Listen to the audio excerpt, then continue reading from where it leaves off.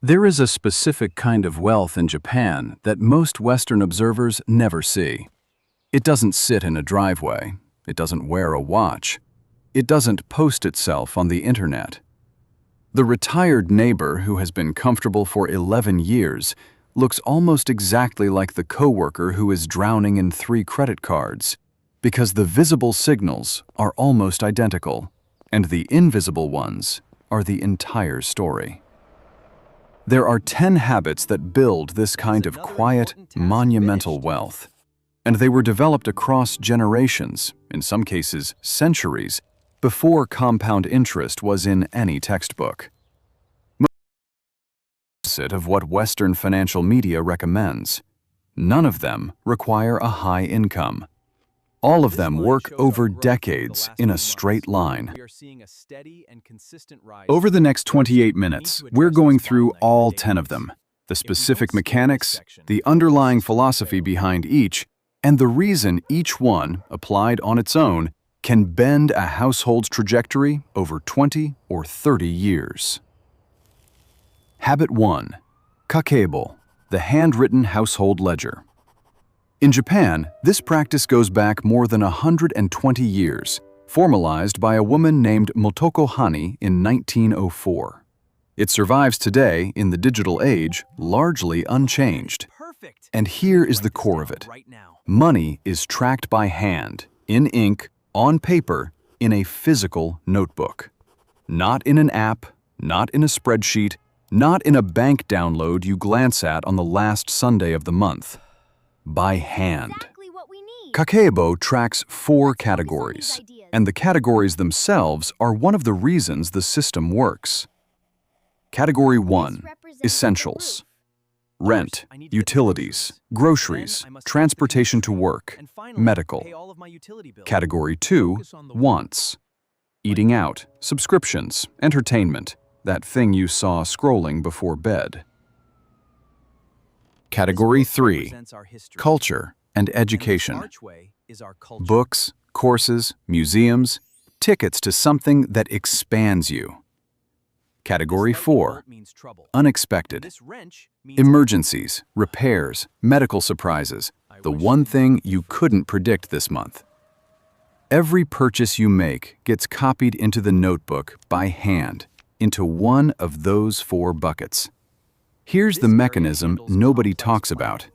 The physical act of writing the transaction, pen touching paper, eye tracking the number, creates about 8 to 12 seconds of cognitive friction that the app version doesn't.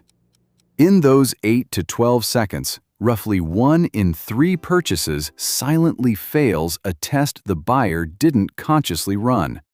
The friction pulls the transaction out of autopilot and puts it in front of the conscious brain, which sees the same purchase differently than a thumb tapping Buy Now. Fumiko Chiba's 2017 book, Kakeibo, introduced the practice to Western readers, and the impact studies since have been consistent. Households that switch from digital tracking to Kakeibo tracking cut discretionary spending by an average of 30% within the first 3 to 4 months. Not through any new frugality decision, through the friction of writing everything down. The habit does not require willpower. It requires a notebook, 10 minutes a day, and about 6 months of consistency before it stops feeling like homework and starts feeling like breathing. There's a household 2 doors down from where I lived a few years ago. Grandmother Generation Kakeibo, same brand of notebook her mother used. 3 generations of the same family have retired at 58, on median wages, mortgages paid, no debt. I've watched this pattern with 3 or 4 families over the last decade. Every time, the trajectory is the same. The specifics vary. The pattern doesn't. Habit 2. Mottainai, the felt sense of waste. This concept has no exact English equivalent.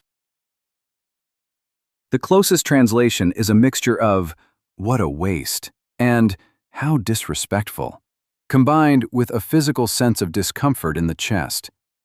In Japanese culture, this feeling is trained early. A child raised in a multi-nai-shaped household learns to feel that discomfort when food is thrown away, when clothes are discarded before their useful life is over, when a working object is replaced simply because a newer one exists. The economic effect of this training is enormous.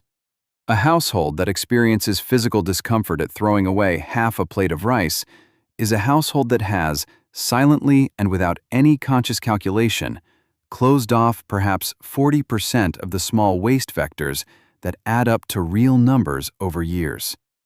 Food waste alone in a typical American household runs somewhere around $1,500 to $2,000 per year. Money purchased, brought home, and then thrown out unused. Multanai closes most of that gap without a spreadsheet, because the emotional response happens before the rational calculation does. The habit has a second effect that matters more. It closes the upgrade cycle. When throwing away a working object triggers a physical sense of how disrespectful, the perpetual replacement of functioning phones, cars, and clothing becomes emotionally difficult.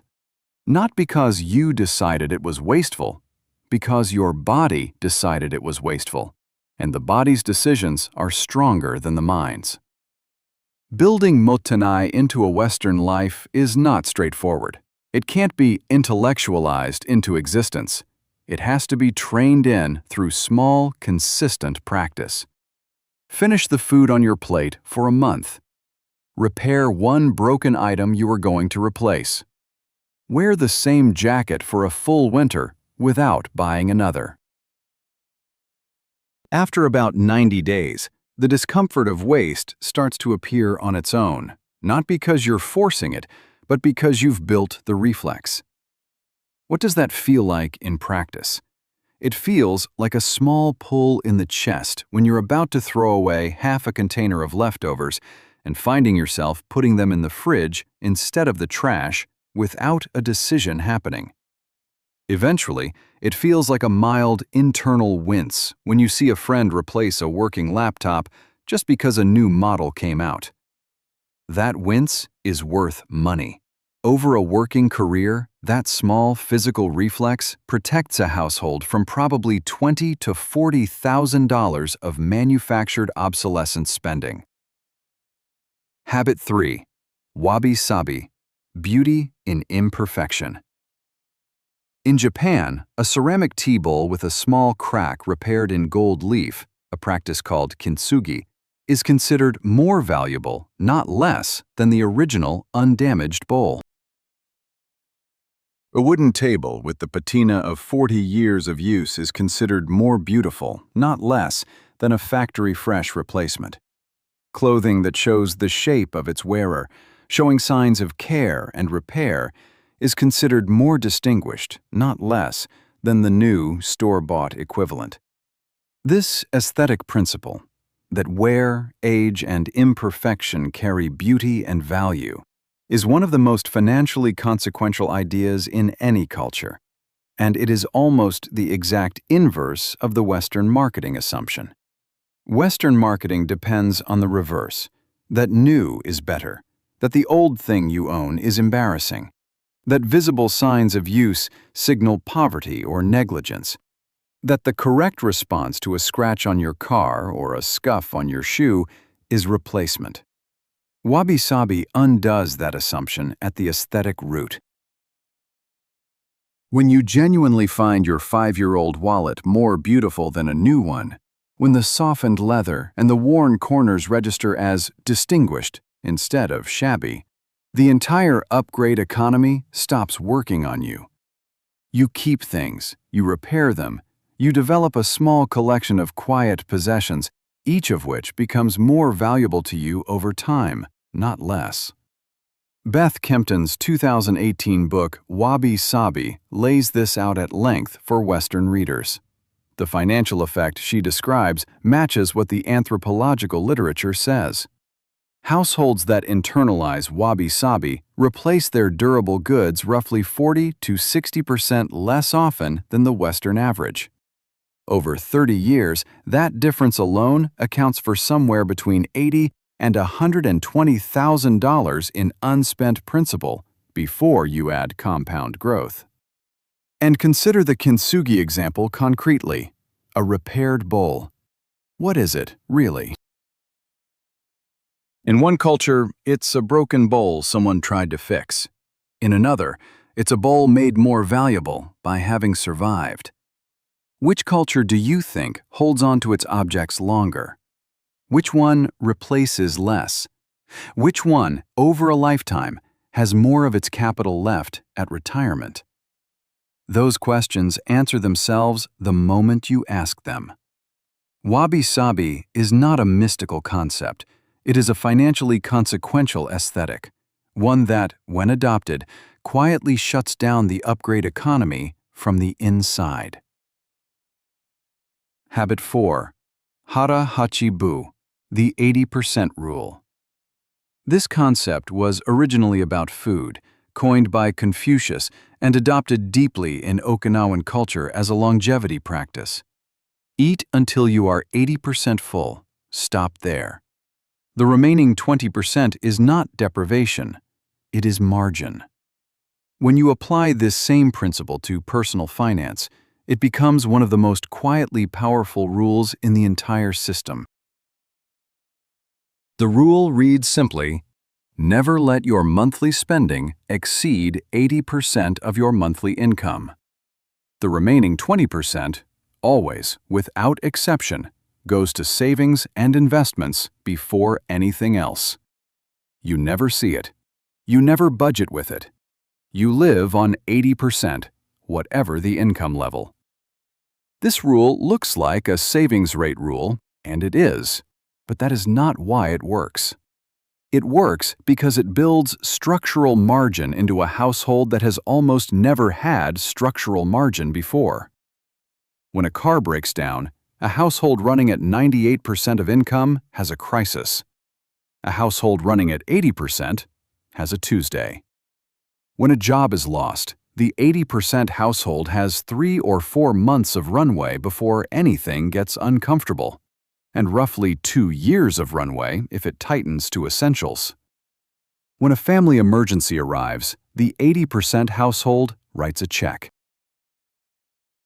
That structural margin, applied consistently across a working life, is worth more than the sum of the money saved, because the psychological calm of never being close to the edge frees up decision-making bandwidth that then gets used for higher quality financial choices everywhere else. Federal Reserve Household Survey data has this at somewhere between 30 and 40% of American households living paycheck to paycheck at all income levels. Hara Hachi Bu is the single rule that pulls a household out of that category, permanently, regardless of what its income does next. Habit 5. Kaizen. The philosophy of continuous, tiny improvement. This principle came out of the Toyota production system in the mid-20th century, though its roots in Japanese thought are older. The core idea is this. Rather than trying to change a system through one large, painful reform, you improve it by 1% at a time, in tiny increments, so small they are almost invisible while they happen. Over the long horizon, those 1% improvements compound into total transformations that would have been impossible to achieve through a single decision. Applied to personal finance, Kaizen looks like this. You do not raise your savings rate from 8% to 20% in 1 month. That kind of jump triggers the psychological pain that ends most financial diets in 6 to 8 weeks. Instead, you raise your savings rate by 0.1% every 2 weeks. The change is so small that your household cannot feel it. And 2 years later, without any conscious struggle, your savings rate has moved from 8% to 11 or 12%, a 50% increase. I have run exactly this experiment on my own finances. Started in early 2020, at an automatic savings rate of 8%. Set a calendar reminder every 2 weeks. Each time it went off, I increased the automatic transfer by 0.1%. 2 years later, I was at 11.8%. Not once in those 2 years did I feel the change happen. Not once did I consciously restrict a purchase to make it possible. The Kaizen approach avoided every single one of the psychological pain points that normally kill savings rate increases, because it never triggered the pain response. The same technique works on almost every financial habit. Reduce your food delivery spending by 1 order per month. Add 1% to your investment contribution each raise. Cut 1 unnecessary subscription per quarter. Each move is invisible in isolation. The stack of them over 5 and 10 years is not. One pause here. The next few habits get to the part almost nobody in Western financial media covers, the part where the strategy stops being about earning more and starts being about becoming a different kind of person around money. Subscribe if you want to stay with the kind of breakdown that doesn't smooth over the uncomfortable specifics. This channel doesn't sand off the edges of the habits that require you to change patterns older than your income. Habit 6. Ikigai, the reason for being. This is one of the most famous Japanese concepts in Western wellness literature, usually rendered as your purpose in life, or what makes it worth waking up. Ken Mogi's 2017 book, The Little Book of Ikigai, is a good starting point. In the Japanese practice, Ikigai is not one giant purpose. It is often a small, quiet thing. The pleasure of preparing tea properly, the practice of caring for a garden, the desire to see your grandchildren graduate. The reason Ikigai matters to money is straightforward and profound. When your savings are attached to a specific Ikigai, a reason to save that you can name in one sentence, the psychological role of money changes fundamentally. Shopping stops being a source of pleasure. It starts being an obstacle to the thing you actually want. The mechanism here is simple. When money has no attached purpose, spending it feels like nothing because there is no cost. The money doesn't take you further from anything. When money has an attached purpose, a house, an early retirement, a business you want to start, a trip you're saving for that carries emotional weight, every dollar spent on something else takes you slightly further from that purpose. That subtraction is what makes the spending feel real. Households that do this well typically pick one Ikigai per 5 to 10 year horizon and attach their savings to it explicitly, even naming their investment account after the goal. When they walk into a store, the mental calculation runs immediately. Does this move me closer to that thing or further from it? Almost every impulse purchase dies at that question. And the practice compounds a subtler effect over years. It makes the entire financial system feel meaningful rather than restrictive, because the no is always in service of a specific yes. A couple I know renamed their brokerage account Porto 2038, the year they plan to move to Portugal and open a small bookstore. Every deposit is a step closer to Porto. Every unplanned expense is a step away. What kind of shopping decision survives that framing? Almost none. What kind of restaurant meal? Only the ones that are worth the delay. What kind of impulse purchase? Zero. The frame does the work that willpower usually has to. Habit 7. Osoji, the annual big clean. In Japan, the last week of December is culturally reserved for a full household audit. Every drawer, every closet, every account, every subscription. Everything gets touched. Everything gets evaluated. Everything unnecessary gets removed. This practice, transferred to personal finance, becomes one of the single highest return exercises in the entire calendar year. The annual financial osoji has a specific structure. You pull a list of every recurring charge on every credit card and bank account going back 12 months. You look at every insurance policy you're paying for, and you get quotes from 3 competitors on identical coverage. You examine every investment account, every brokerage, every retirement account, every fee structure. You audit every small subscription, the streaming service you stopped watching, the app you forgot you signed up for, the gym membership from 3 cities ago. The average American household, when it runs this audit for the first time, finds somewhere between $1,800 and $2,400 per year of dead recurring costs. 3 or 4 subscriptions being paid quietly.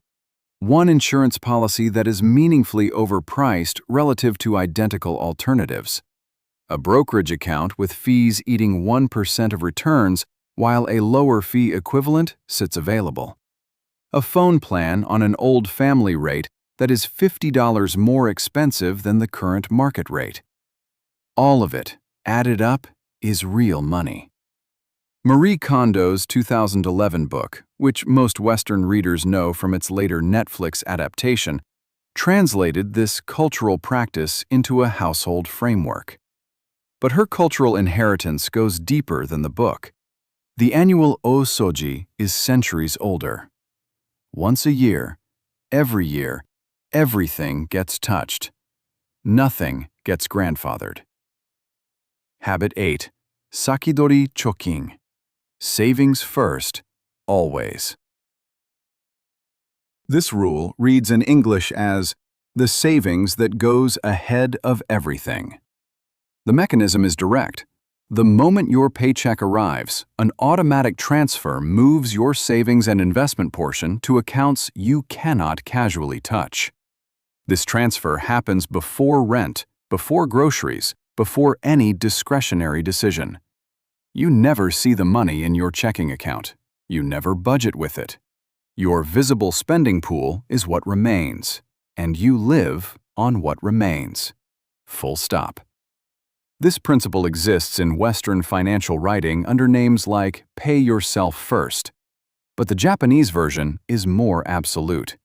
Sakidori Chokin does not compete with other expenses. It simply happens before other expenses exist. Your spending is downstream of your saving, not the other way around. The reason this works is called Parkinson's Law, the observation that expenses tend to rise to meet available income, no matter what the income is. Left alone, a household earning $50,000 will find $50,000 of expenses. A household earning $200,000 will find $200,000 of expenses. Have you watched this happen with someone whose income doubled between the ages of 32 and 40?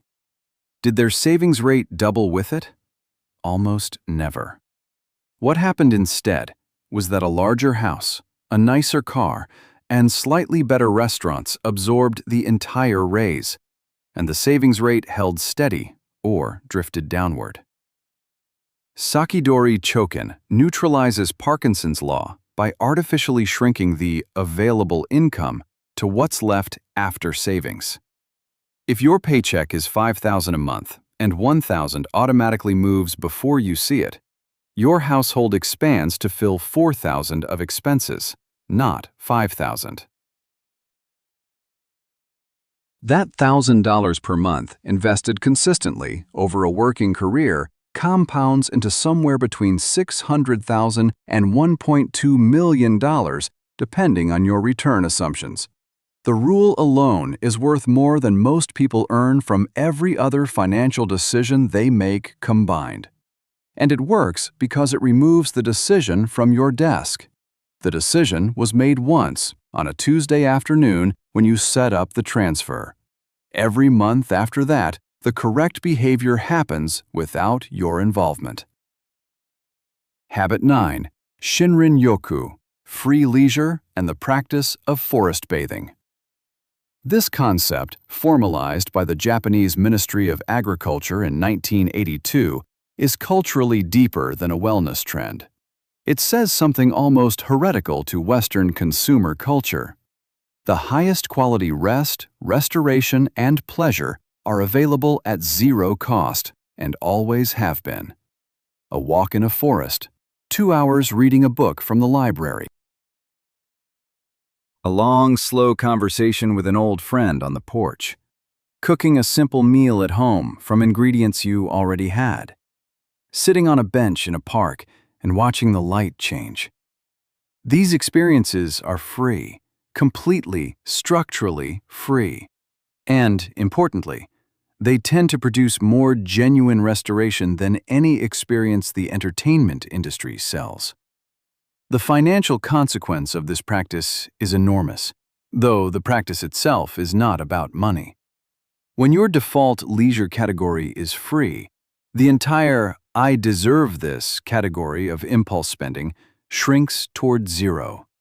The restaurant meal, the shopping trip, the streaming service upgrade, the third weekend concert ticket, the destination weekend. These become occasional choices rather than default expectations. The average American household spends between $3,000 and $8,000 per year on leisure and entertainment. That Shinrin-yoku-style leisure would replace at zero cost, without meaningful loss of enjoyment. Over 30 years and average investment returns, that difference alone is a house. The habit is difficult to build, not because free leisure is scarce, it is everywhere, but because Western culture has taught for 2 full generations now that the quality of rest correlates with the price paid for it. It does not. That correlation was invented by the industry that profits from your believing it. Ask yourself honestly, when was the last time you felt genuinely restored after a Saturday spent shopping? And when was the last time you felt genuinely restored after 2 hours reading in a park? Most people, when they run that comparison honestly, discover that the free experience produced more actual rest per hour. And it left the money in the account. Habit 10. Hansei, the monthly, guilt-free self-review. This is the practice that holds the entire 9-habit system together. Once a month, ideally on the same day, you sit down alone for 30 to 60 minutes and review your financial decisions from the previous month. Not to judge, not to shame, to observe. What worked, what drifted, what surprised you, what you noticed you were doing on autopilot, where the small failures happened and why, where a small win happened without you noticing at the time. This practice sounds trivial, and it isn't. Without a monthly Hansei check, every one of the other 9 habits silently drifts. Kakebo entries get skipped. The savings rate stops climbing. Subscriptions accumulate quietly. Ikigai gets forgotten under seasonal shopping. The margin narrows toward zero as one small, unnoticed upgrade at a time enters the budget. The critical adjective in the Japanese practice is guilt-free. Hansei is not a self-flagellation exercise. It is an observation exercise. You look at what happened, you notice the pattern, and you make one specific adjustment for next month. That's it. If you slipped, you slipped. You note the trigger, you note what conditions made it likely, and you close the notebook. From what I've watched over the last several years, the households that skip this habit are the ones whose systems quietly fail. Not through any dramatic event, but through slow drift over 18 to 24 months, until the whole structure looks nothing like it did when they set it up. The households that keep the monthly Hansei on the calendar, non-negotiable, are the ones whose systems stay intact for decades, quietly compounding.